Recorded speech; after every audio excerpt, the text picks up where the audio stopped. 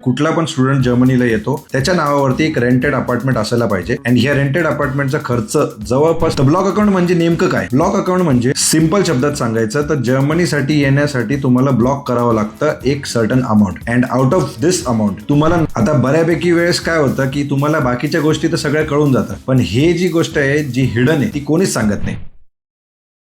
नमस्कार मंडळी, स्वागत आहे तुमचं आपल्या नवीन युट्यूब व्हिडिओमध्ये. जर्मनीसाठी जे ब्लॉक अकाउंट आपण बनवतो म्हणजे जेव्हा तुम्ही एक स्टुडंट असतात and if you want to come for a master degree or any degree you have to show this block account money for the visa. त्यासाठी जे तुम्हाला ब्लॉक अकाउंट लागतं तर त्या विषयावरती आज आपण बोलणार आहे. बिकॉज बऱ्यापैकी लोकांचा एक प्रश्न आहे की दादा ब्लॉक अकाउंट मध्ये पैसे जेवढे असतात त्याच्यावरती जर्मनीचा खर्च भागतो का? सो जर्मनीमध्ये खरंच किती खर्च येतो अँड ब्लॉक अकाउंटचे पैसे खरंच पुरेसे असतात की नाही आपण या व्हिडिओमध्ये चेक करणार. अँड जर तुम्ही जर्मनीला येण्याचा प्लॅन करत असाल तर हा व्हिडिओ तुमच्यासाठी आहे, तर हा व्हिडिओ प्लीज पूर्ण बघा. आणि एक गोष्ट मला खरंच क्लिअर करायची वाटते, द रिअलिटी. जर्मनीसाठी जे ब्लॉक अकाउंट तुम्ही बनवता it's not a survival guarantee. ते फक्त तुमच्या व्हिसासाठी लागणारे एक प्रूफ आहे. म्हणजे थोडक्यात सांगायचं तर जर्मनीमध्ये जो खर्च तुम्ही करणार आहात त्यासाठी तुमच्याकडे फंड्स आहेत हे तुम्ही दाखवून व्हिसा घेऊ शकता. पण ऍक्च्युअल लाईफचा खर्च थोडा वेगळाच असतो. तर ब्लॉक अकाउंट म्हणजे नेमकं काय? ब्लॉक अकाउंट म्हणजे सिंपल शब्दात सांगायचं तर जर्मनीसाठी येण्यासाठी तुम्हाला ब्लॉक करावं लागतं एक certain amount. And out of this amount तुम्हाला 934 युरोज जवळपास पर मंथ वापरायला भेटतं. म्हणजे थोडक्यात सांगायचं तर तुमच्याकडे फ्रीडम नसतं,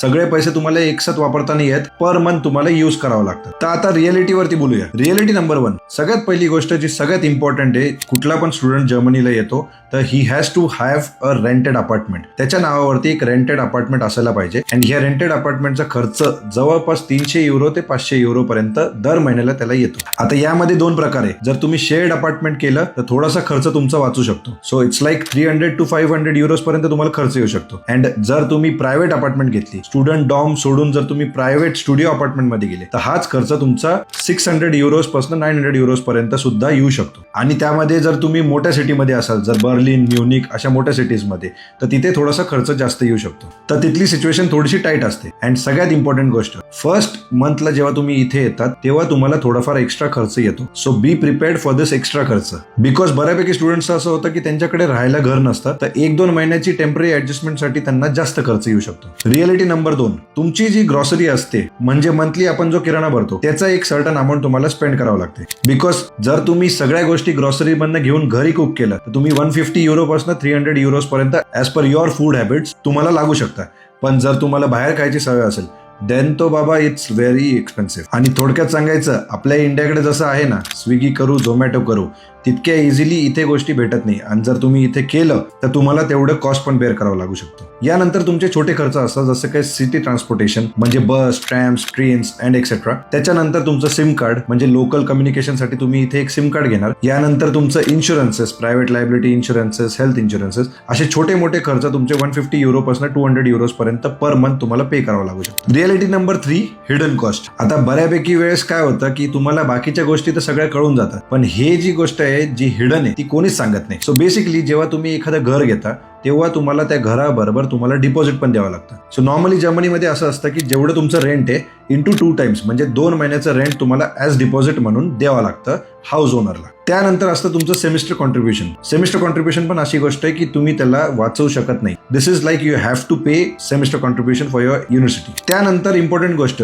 जर तुम्ही घरामध्ये कुठलं फर्निचर घेतलं, एखादा स्टडी टेबल घेतला किंवा एखादा बेड घेतला, एखादा मॅट्रेस घेतला, या सगळ्या गोष्टींचा खर्च तुम्हाला येऊ शकतो. आय वुड रेकमेंड की जे स्टुडंट्स असतात त्यांनी काही मंथसाठी eBay Kleinanzeigen ही ॲप यूज करावं. Because eBay Kleinanzeigen is the best app for saving money. And student असल्यावरती आपल्याला ऑलरेडी पैशाची तंगी असते, तर eBay Kleinanzeigen वरती तुम्हाला बऱ्यापैकी डील्स चांगल्या भेटतात. And if you buy it from there तर तुम्हाला खूप चीप मध्ये चांगल्या गोष्टी भेटू शकतात. सो हिडन कॉस्ट मध्ये जवळपास तुम्हाला 1000 ते 1500 युरो जवळपास राहू द्यावं लागतं. Because this is the real shock for Indian students. आपल्याला माहीतच नसतं की हे पण खर्च येणार आहे आणि हा खर्च ब्लॉक अकाउंट मधनं काढायला कधी कधी डिफिकल्ट जातं. रिअलिटी नंबर 4, पार्ट टाइम जॉबचं मिथ. सो बऱ्यापैकी लोक म्हणतात की पार्ट टाइम जॉब मिळाला की टेन्शन नाही, लाईफ सेट आहे. तर सगळ्यात अवघड गोष्ट ही आहे जर्मनीमध्ये की बिकॉज जर्मन लँग्वेजचे प्रॉब्लेम असल्यामुळे पार्ट टाइम जॉब लगेच लागत नाही. आणि कॉम्पिटिशन इतकी हाय आहे की लगेच तुम्ही आल्या तुम्हाला जॉब भेटणं याची गॅरंटी कोणीच इथे तुम्हाला देऊ नाही शकत. सो बेसिकली 1 ते 3 महिन्याचा टाइम तुम्हाला लागू शकतो. त्यामुळे don't be dependent on part time. Reality number 5, city matters. तुम्ही कुठल्या सिटीमध्ये राहताय ही गोष्ट खूप मॅटर करते. म्युनिक, फ्रँकफर्ट, बर्लिन सारख्या जर एक्सपेन्सिव्ह सिटीमध्ये तुम्ही राहत असाल तर तुम्हाला खर्च जास्त येऊ शकतो. वेरॅज जर तुम्ही स्मॉल सिटीमध्ये राहताय किंवा एखाद्या टाउन मध्ये राहताय जर्मनीच्या, देन तुमचा एक्सपेन्सेस थोडा कमी असू शकतो. So the final truth from my side, block अकाउंटचा खर्च पुरेसा आहे का? तर माझा आन्सर याच्यावरती नो आहे. बिकॉज तुमच्याकडे थोडाफार प्लॅनिंग असायला पाहिजे प्रत्येक गोष्टीचा. इथे जेव्हा तुम्ही खर्च करताय त्यानंतर तुम्ही इथे जो खर्च करताय त्याच्यावरती थोडा कंट्रोल असायला पाहिजे. असं नाही की आपण काही खर्च करतोय आणि without keeping any control, without keeping any track तुमचा खर्च तुम्ही करतच सुटले तर तुम्हाला इथे डिफिकल्ट जाऊ शकतं.